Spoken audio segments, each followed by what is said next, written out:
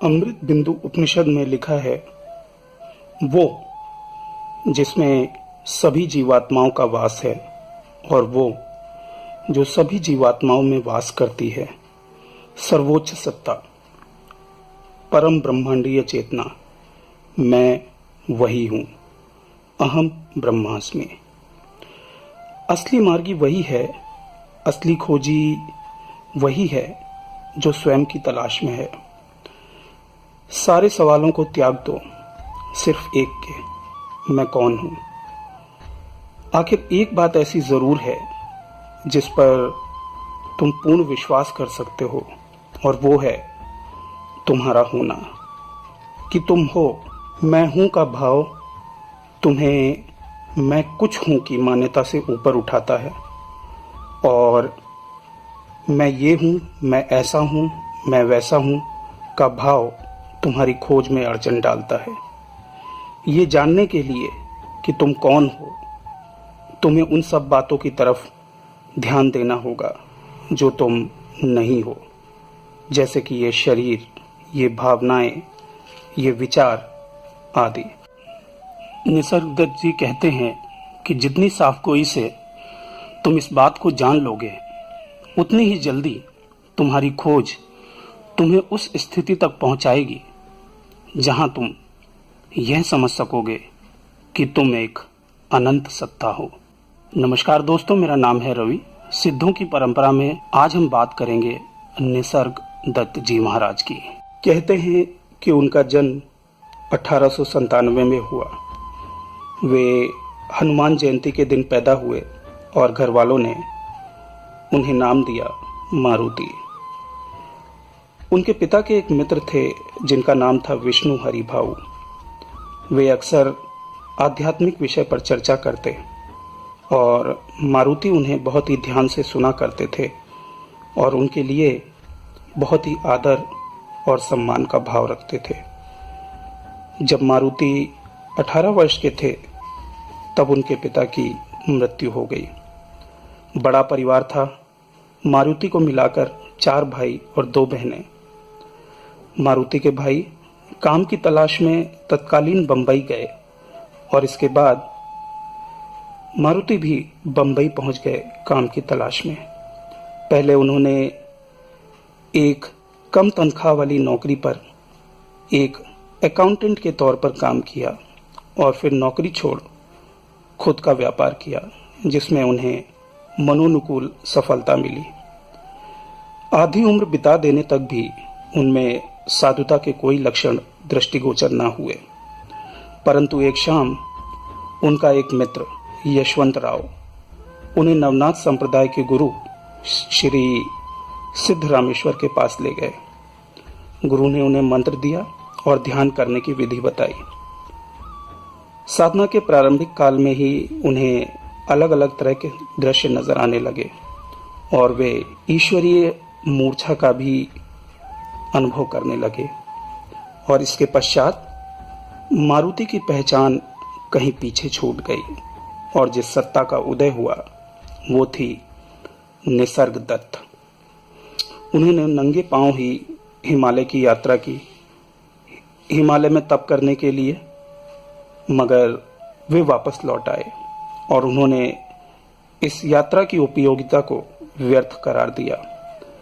निसर्गदत्त जी ने विपरीत परिस्थितियों में भी साधना, स्वाध्याय और भगवत चर्चा को जारी रखा।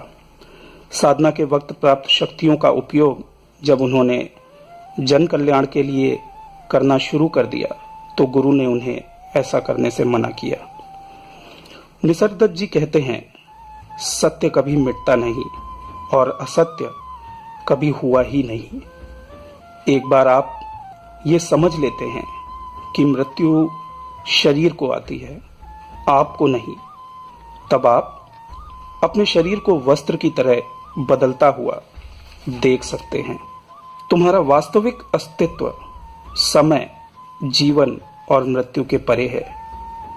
शरीर की जब तक आवश्यकता है तब तक वो रहेगा और इस बात से कोई फर्क भी नहीं पड़ता कि शरीर कब तक जीवित रहेगा। निसर्गदत्त जी द्वारा दिए गए कुछ सवालों के जवाब मैं आपके समक्ष प्रस्तुत करूंगा। किसी साधक ने उनसे प्रश्न किया कि मैं इच्छाओं से भरा हुआ हूं, मैं उन्हें कैसे पूरा करूं? मेरे पास इच्छा को पूरी करने की शक्ति कहां से आएगी? और हर इच्छा पूरी क्यों नहीं होती? निसर्गदत्त जी कहते हैं कि इच्छाओं को पूरा करने के लिए शक्ति की आवश्यकता होती है, इसलिए इच्छाओं को पाने के लिए कार्य करो, शक्ति लगाओ और फिर उनके पूर्ण होने का इंतजार करो। वे कहते हैं कि डिजायर यानी कि प्राप्ति की इच्छा अपने आप में एक प्रबल शक्ति है और उसी इच्छा के पूरे होने की संभावना अधिक होती है जो कि मजबूत होती है और जो लंबे समय तक दिल में धारण रहती है। जब आपकी इच्छा स्पष्ट नहीं होती, मजबूत नहीं होती और सिर्फ स्वयं पर केंद्रित होती है, तब आप उसे एक निश्चित मात्रा में ही शक्ति दे पाते हैं। मगर जब आपकी इच्छा जन कल्याण के भाव से प्रेरित होती है तो आपको शक्ति भी बड़े स्तर की ही प्राप्त होती है। निसर्गदत्त जी से कुछ प्रश्न पूछे गए जो कि इस प्रकार से थे। ध्यान का मकसद क्या है?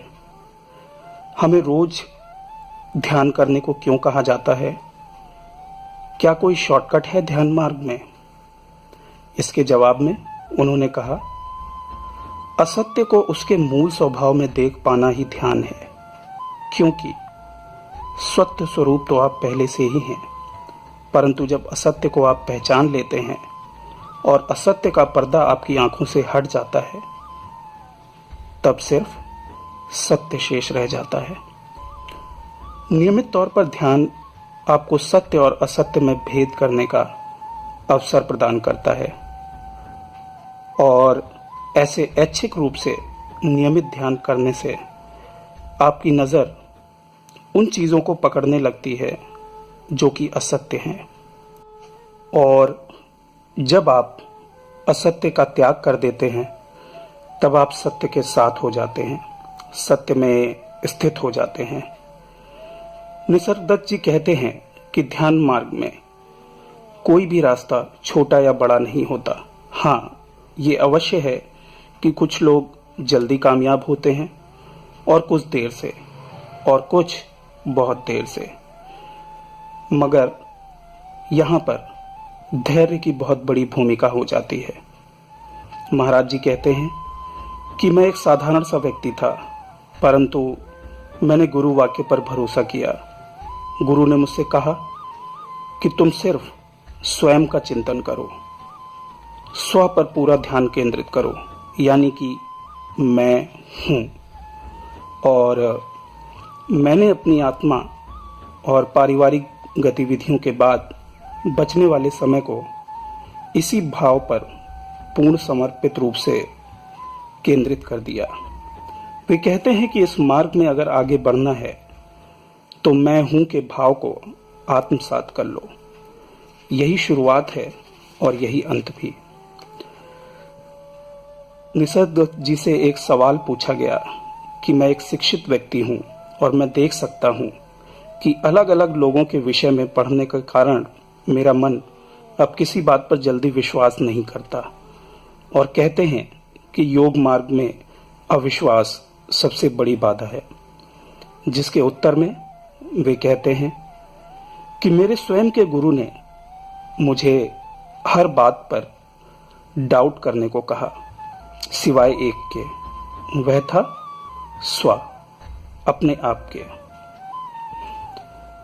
एक शिष्य पूछता है कि आप जो भी कह रहे हैं मैं उसे ग्रहण कर रहा हूं, परंतु जीवन में जब भी कोई नकारात्मक परिस्थिति आती है तो मैं मानसिक रूप से व्यथित और निस्तेज हो जाता हूं।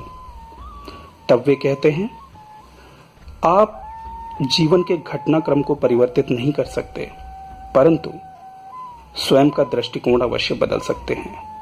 जो आ रहा है उसे आने दें और जो जा रहा है उसे जाने दें। संसार आशाओं और निराशाओं का केंद्र है और इसमें कभी भी आपको पूर्ण शांति नहीं मिल सकती। परंतु पूर्ण शांति के लिए आपको संसार से परे जाना होगा, ऊपर उठना होगा। इस संसार की गति आत्म प्रेम से है, आत्म प्रेम के कारण है। और जब इस आत्म प्रेम को हम ईश्वरीय प्रेम में परिवर्तित कर देते हैं तो हमारा संसार रुक जाता है और इसके साथ ही हमारी इच्छाएं, परेशानियां सब कुछ ठहर जाती हैं। दोस्तों, आज की इस कड़ी में मैं आपके समक्ष निसर्ग दत्त जी द्वारा दिए गए उत्तरों पर अधिक जोर दे रहा हूं, क्योंकि ये गुरु से सीधा संवाद है और यह संवाद हमें जीवन के प्रति न सिर्फ एक महत्वपूर्ण दृष्टिकोण देता है, बल्कि हमें जीवन के आध्यात्मिक पहलुओं पर विचार करने का सुअवसर भी प्रदान करता है। निसर्ग दत्त जी अद्वैत मार्गी थे और उनकी बातों में इस अद्वैत की झलक भी मिलती है। दोस्तों, साधना चाहे द्वैत की हो या अद्वैत की, यह मार्ग है ईश्वरीय प्रेम का, स्वयं से ऊपर उठ परब्रह्म की खोज का, और प्रयास ही एकमात्र रास्ता है अपने मैं के वृहद स्वरूप को जान पाने का। इसलिए आप में कोई भी कमी, कोई भी खोट हो, आपके जीवन में कितनी ही कठिनाइयां हो, परंतु यदि आप अपनी मंजिल तलाशने में निरंतर प्रयासरत रहते हैं तो ईश्वरीय सत्ता भी आपकी अवश्य सहायता करती है। दोस्तों, आध्यात्मिक मार्ग में प्रेरित करने के लिए हमने 2 वीडियोस बनाए थे, अजपा जप और अजपा जप पार्ट 2। यदि आपने इन्हें नहीं देखा तो हमारे चैनल आयाम इंडिया पर इन्हें देखें, और यदि इस साधना के विषय में आप कोई जानकारी चाहते हैं तो आप हमसे संपर्क कर सकते हैं। हमारा नंबर स्क्रीन पर दिया हुआ है। अंत में एक बार फिर से दोहरा रहा हूं, गुरु ने न पकड़ी होती बाह, सखी रे मैं तो बह गई होती। महाशक्ति आपकी रक्षा करें, आपके जीवन में शुभता हो, यही मेरी ईश्वर से प्रार्थना है। आपका बहुत बहुत धन्यवाद।